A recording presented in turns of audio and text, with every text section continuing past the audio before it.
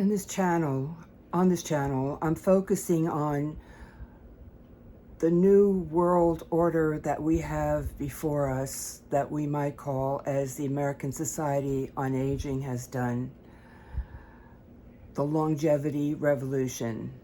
And of course, AARP, the American Association for Retired People, is also very much all over this, knowing that with the extension of the lifespan, with possibly another 20 years beyond the age of 65, and even more, we need to really think about how we have to do things differently. And of course, everyone has a choice. But when we have the information now, first, that we have a much longer lifespan than we expected, and two, that we have I'm gonna call it, just to try to avoid as many humanoid stereotypes as possible, we have a high mileage vehicle that needs to be on the road for a lot longer than was ordinarily expected. So how do we do that, and what is the impact that will have on our behavior or not? In other words, all of this is about choice. The bottom line is always, nothing makes you bulletproof. The ending, we all go to an end. So there's nothing to do, but what we try to do is to be able to keep that vehicle on the road in the best possible condition for as long as possible. And that's really the challenge in one aspect. That's one aspect of the challenge. In other words, I was looking up Erik Erikson, a very well-known psychologist and student of human development, and he had his 8 stages of development, and his last stage ended at 65 and over. So that, he still was in the old model.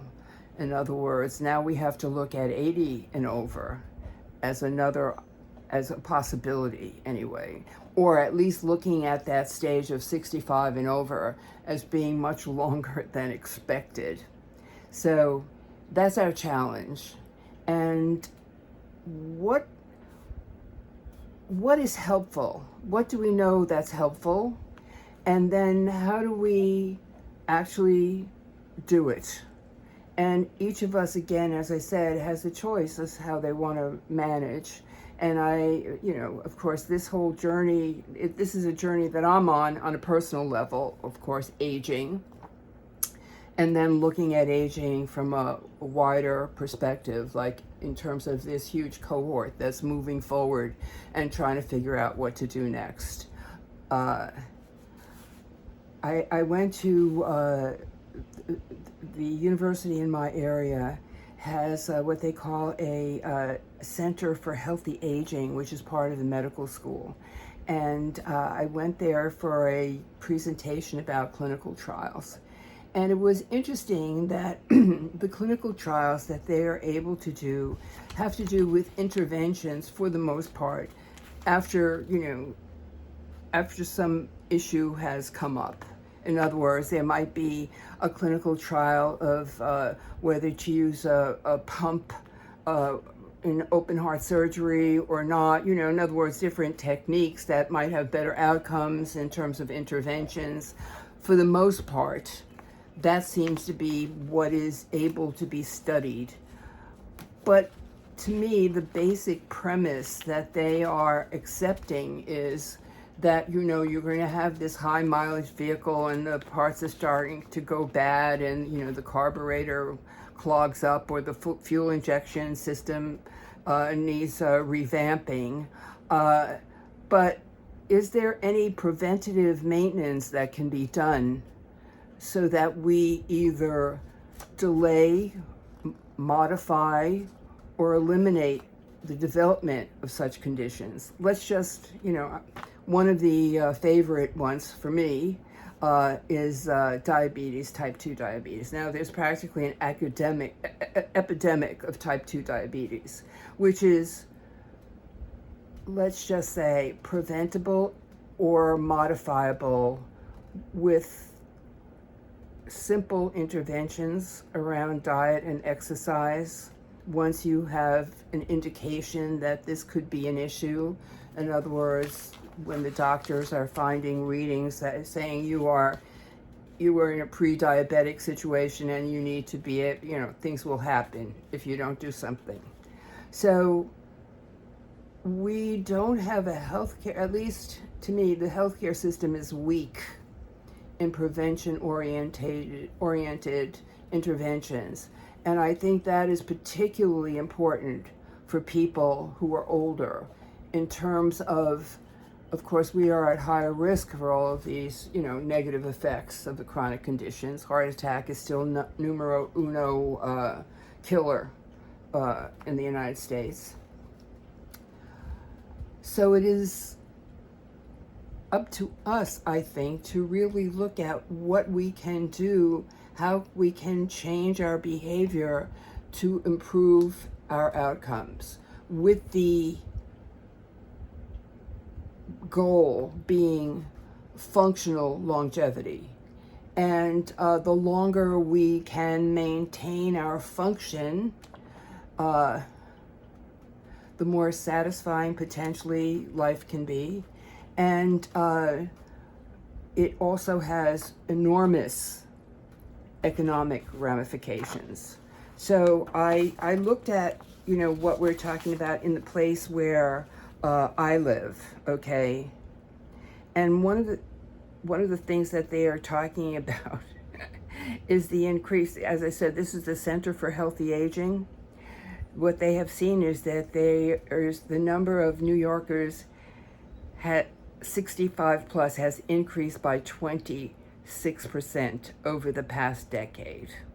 And our county is more highly impacted than those statistics. We have a higher average median age than it's 10% higher than the national average, and the 65 plus age group has increased 33% from 2010 to 2021, and people over 90 are the fastest growing age group as a percentage. So what they're saying is clearly new approaches will be needed to care for the growing number of aging people. But and of course, they're doing research and they're trying to figure out, what works, which is fine. But I think that we have a responsibility as individuals to educate ourselves and to do what we can to do what we know is helpful. The problem is what we know and has been proven to be helpful is so boring, so mundane, so annoying. It's called diet and exercise. Okay, again, remember, nothing makes you bulletproof. Anything can happen to you, and there's only one end. But in the meantime, we know that if there's a relatively simple intervention that, if done consistently, can really change our outcomes, can modify our outcomes. And why do we not adopt this in our routine application of medical intervention? Of course, there are conspiracy theorists who will say, well, there's no money in it. You can get so much better by putting in stents. Why should you prevent, the accumulation of cholesterol deposits in your arteries when you can make money out of actually just removing them and replacing them with a stent? So, there are many issues, but I think, as we talk about this, we have a whole stage of life that's gotten a lot longer, 65 and over. What do we have to do as individuals and as a society to make sure that we can improve our outcomes, improve the quality of life for older people, and save some money for for the next generation, especially when you're talking about the middle class, because it's so easy when things go south to just spend all your money and your kids get nothing. So I think that's really an important thing to consider.